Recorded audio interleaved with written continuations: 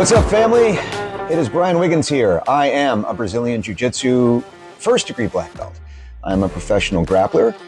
I'm a BJJ coach. And today we're going to be talking about how to out-train a bad diet. Or rather, that you cannot out-train a bad diet. Because here's the thing.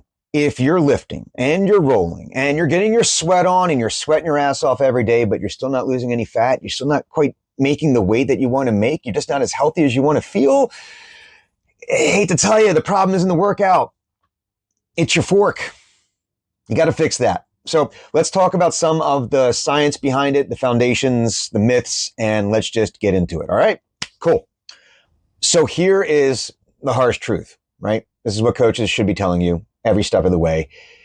You cannot escape it. Fat loss equals caloric deficit. Forever. Always. Period. No negotiations there. That's how this works. If you are not in a deficit, you cannot lose fat. It doesn't matter how much cardio you're doing. It doesn't matter how much lifting you're doing, how many rolls you do.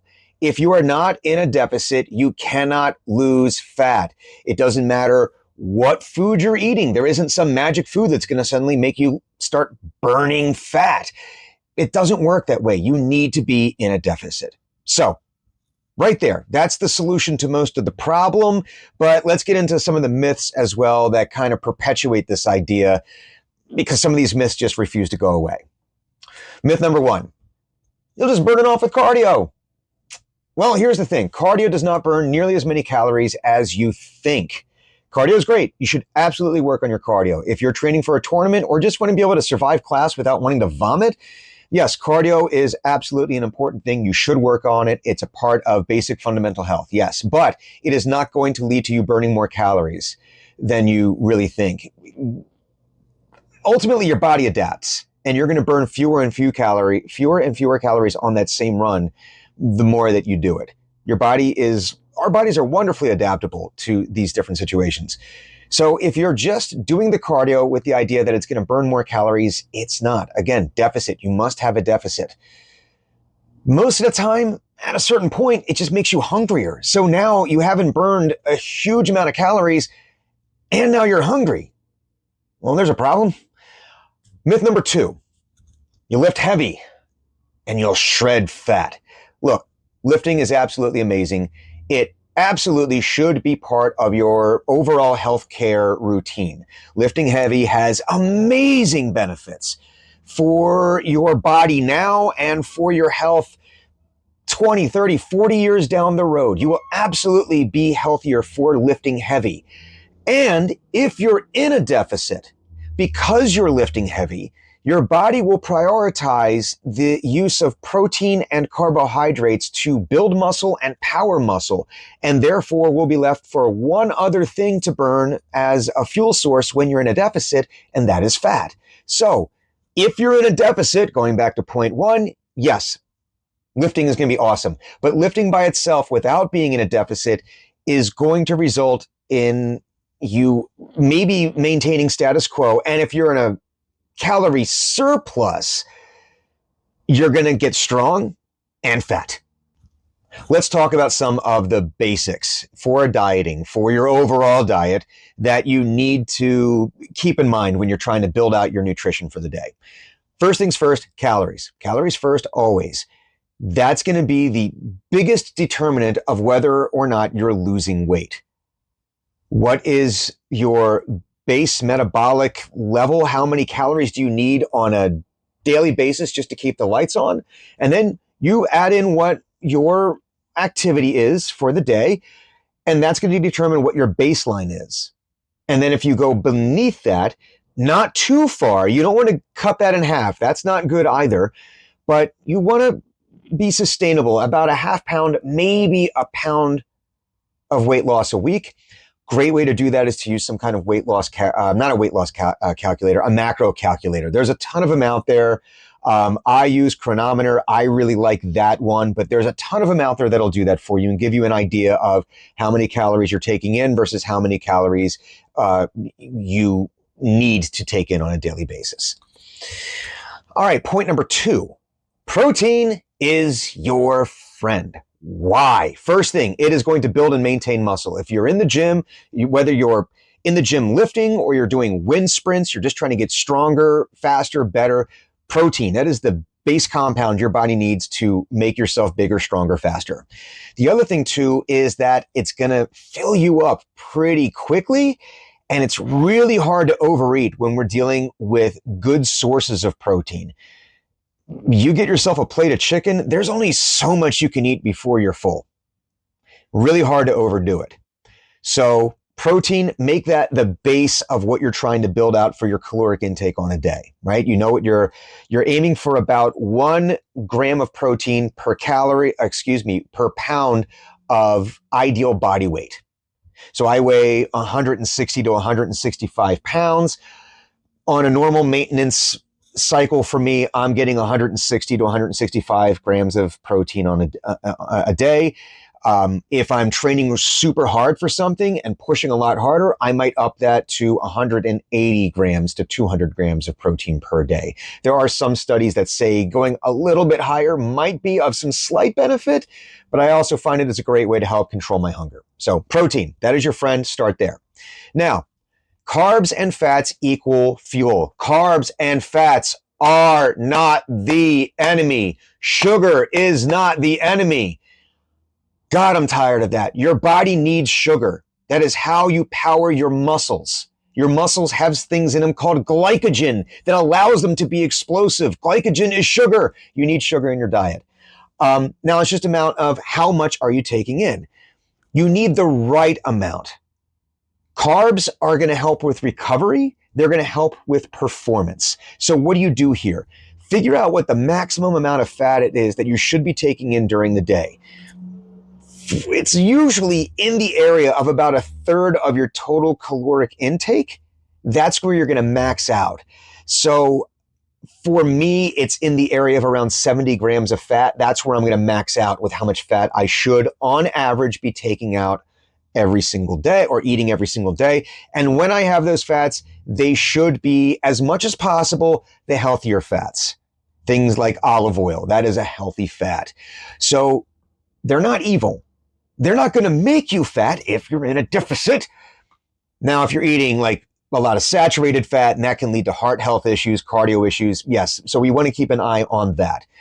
And the rest of it we want to have with carbohydrates. Now, should you just go and mainline sugar? Probably not. That's not a really good choice. It's not the worst thing in the world. Well, if you're diabetic, it would be really bad.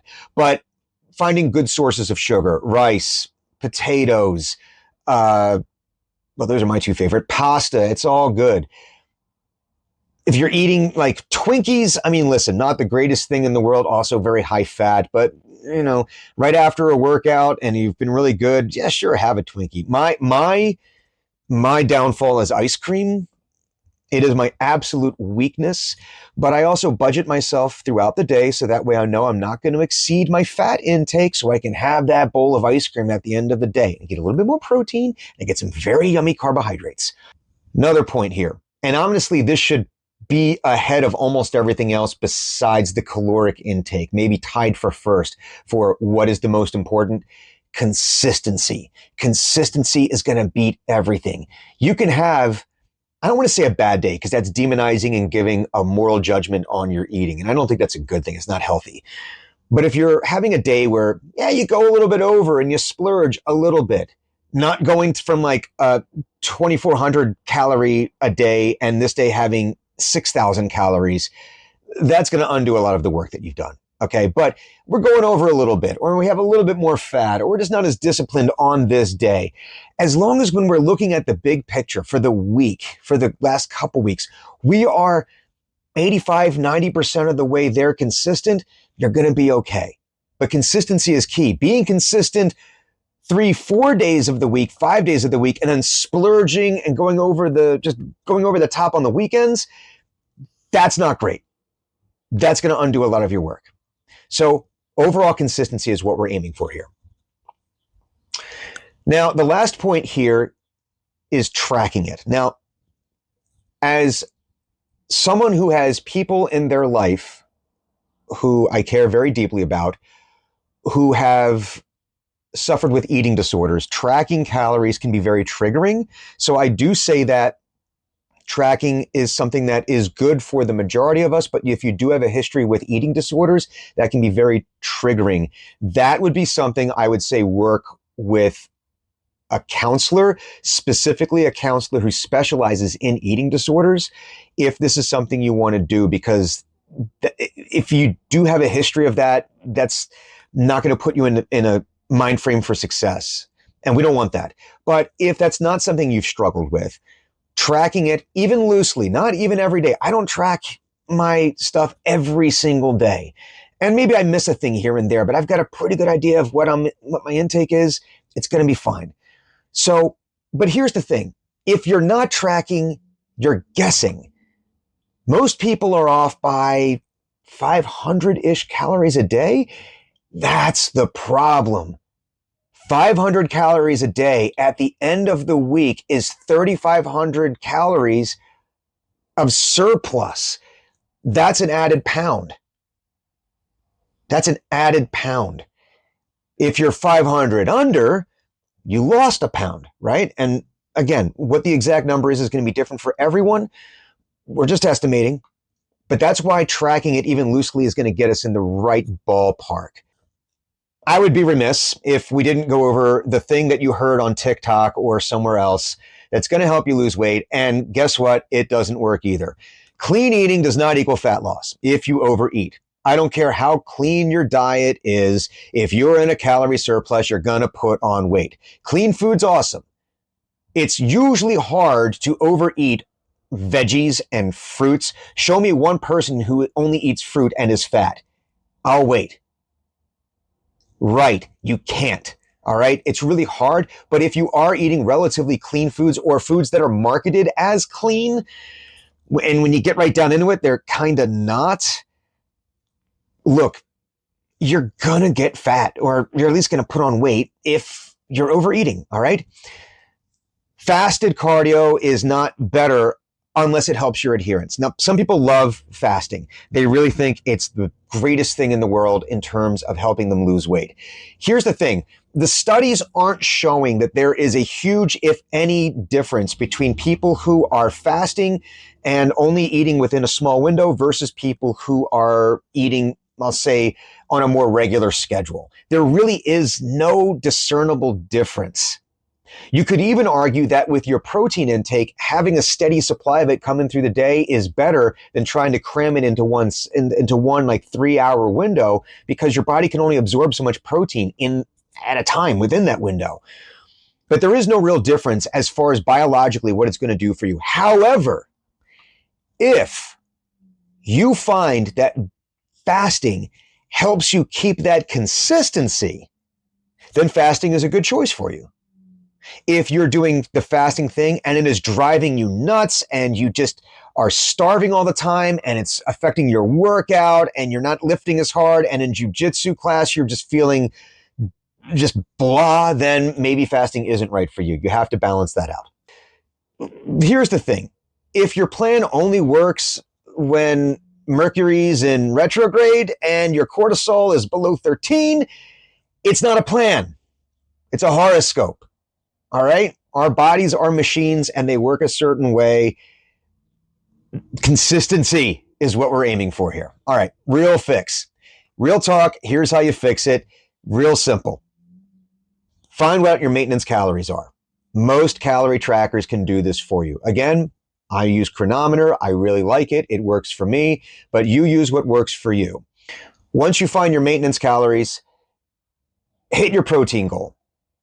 Easiest way to do this, about 1 gram per pound of ideal body weight. Yes, there are other numbers out there. This is the easy one. It's super easy to calculate. 1 gram per pound. Keep training.